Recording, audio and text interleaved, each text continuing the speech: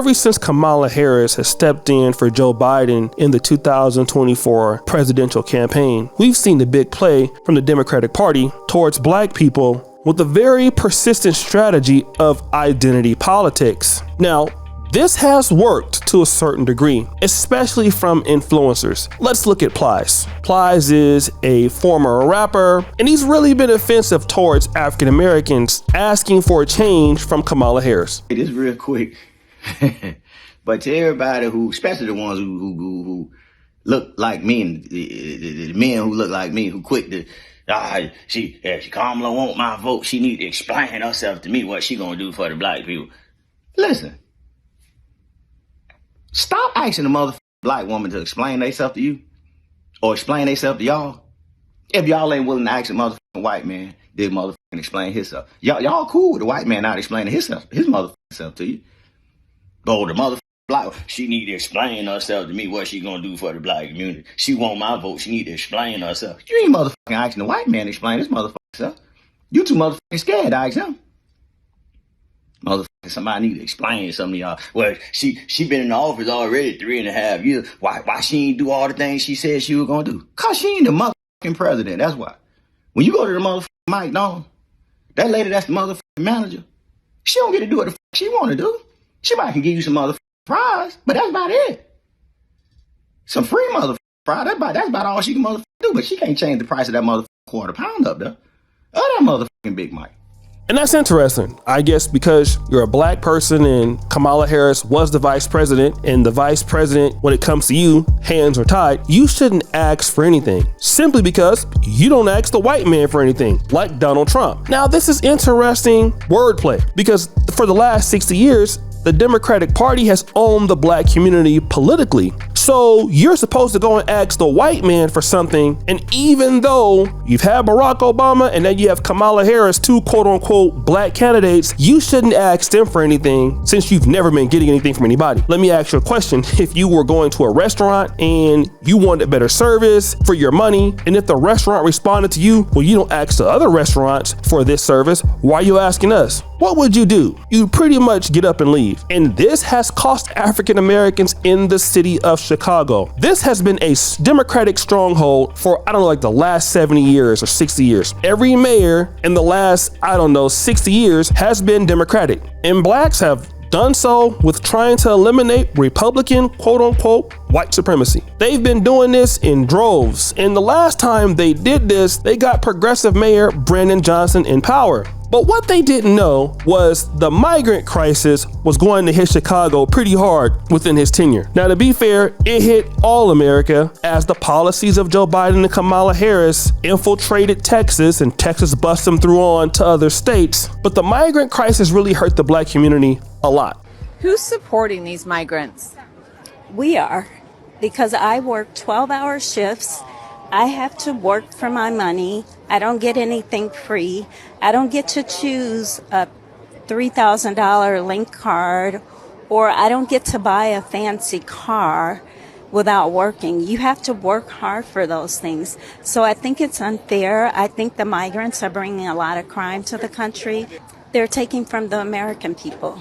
They're taking from the American people. They're also selling drugs in our country.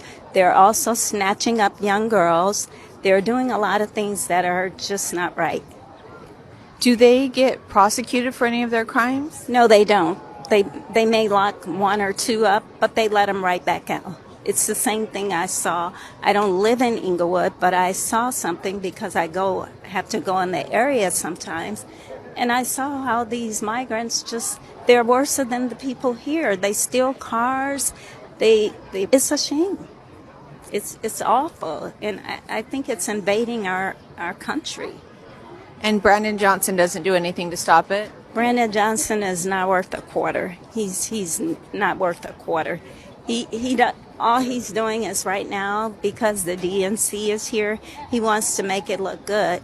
But clean the city up and keep it clean. Don't make it look good. Don't put a facade on for the people that's coming here. I don't think that's fair, and I don't think he should have another term, period. I will never vote for him.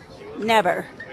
Just 3 days ago, the YouTube channel by the name of Numbers USA, and check them out, a Chicago-based YouTube channel, did a particular documentary called Chicago Residents Speak Out Against Democrats for Putting Illegal Migrants Before Locals. Some of these testimonies that you're going to hear will shock you. Can you tell me about your neighborhood and what you've seen living here in Chicago? It's just been a disaster. They started off putting the immigrants over in the police station. And as they started to move them out of the police station, they stealthily started to put them in our neighborhoods. Well, the neighborhood didn't want them. The residents, the citizens, we pushed back, but the deal was already done. And so they were bringing in a lot of military-aged men into the community. I mean, we're not blind, we're not stupid, we're not obtuse. We know what's going on. But unfortunately, the people who run this city, they don't care what the people think. So they started putting them into quiet residential neighborhoods like Washington Park, middle-class black neighborhood. We're still pushing back. We don't want them here. The crime rate has gone up since they've been here. That's a fact. Nobody wants to talk about it, but we live it every day. Let's go to the next lady. So you have these immigrants coming in.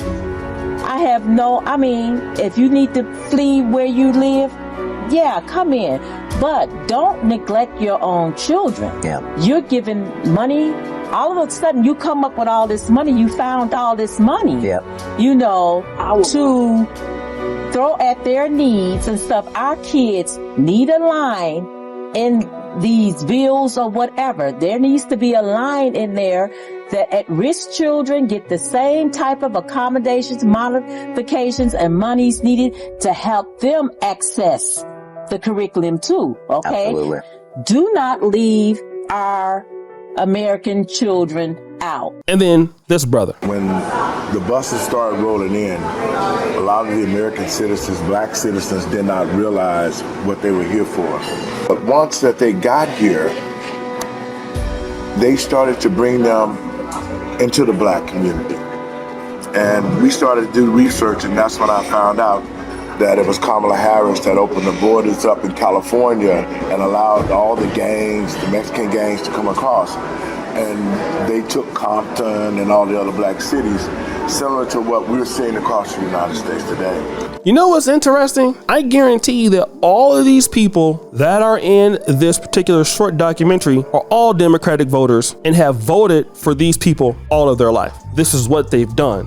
And guess what? They have literally seen themselves being replaced, even in middle-class neighborhoods. Now, you heard one element in this documentary which refers to migrant crime. They have seen their neighborhoods in which they've invested in a home, bought a home, purchased a home, being overtaken by migrants who are using the resources from the taxpayers of Chicago and then commit crimes. Let me give you an example. I've been living in Uganda right now for 2 years straight since 2022. I've been here, I've enjoyed my time. I have immigrated to this country, not for a crisis in America where I'm starting over. No, I'm an investor and I do business here. But just imagine me coming to Uganda and I'm using Ugandans' taxpayers' money. I'm in Ugandans' neighborhoods committing crime.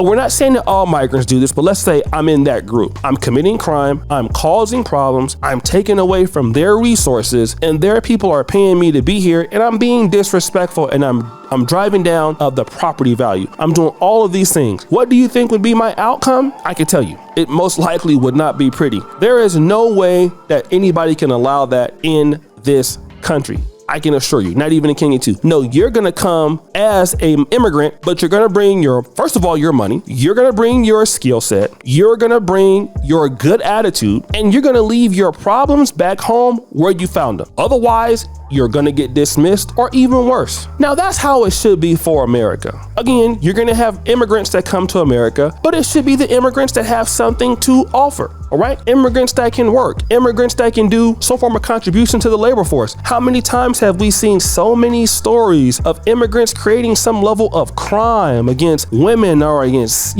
whoever else? And to be honest, it's sad. Because why?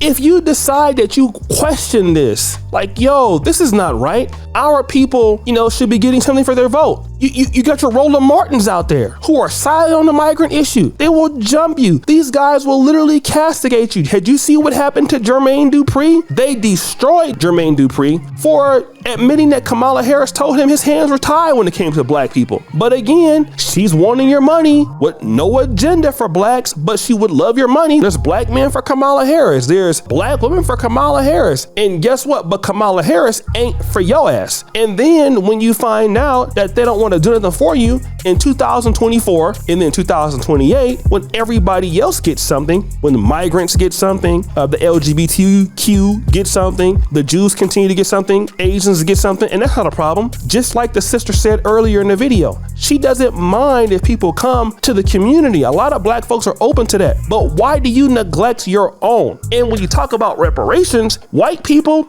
Democratic or Republican, tend to be against it. That's the situation. They would rather, and there's a poll, maybe we can find out, where you will see that you had a lot of people on this Twitter poll in which they would rather give money to Ukraine, who is not helping the United States do anything, fund the war in Ukraine, than give it to African Americans who actually pay taxes in the country, who actually have went to college in the country, who actually developed industries in the country, who are actually 20% of the military and all of that, and police forces and whatever you want to talk about. It's crazy. It's insane. And if people want to continue to vote to be replaced, I assure you, go to the voting blocks. Hey, swing the bat for Kamala Harris. But look at these people who have bought homes, who are homeowners, who are now seeing their neighborhoods most likely go down in value for real estate, who are seeing people getting resources from another community that they have not worked for, living in their country, living in their neighborhoods. Some of these people are afraid to go outside at nighttime for fear of getting robbed.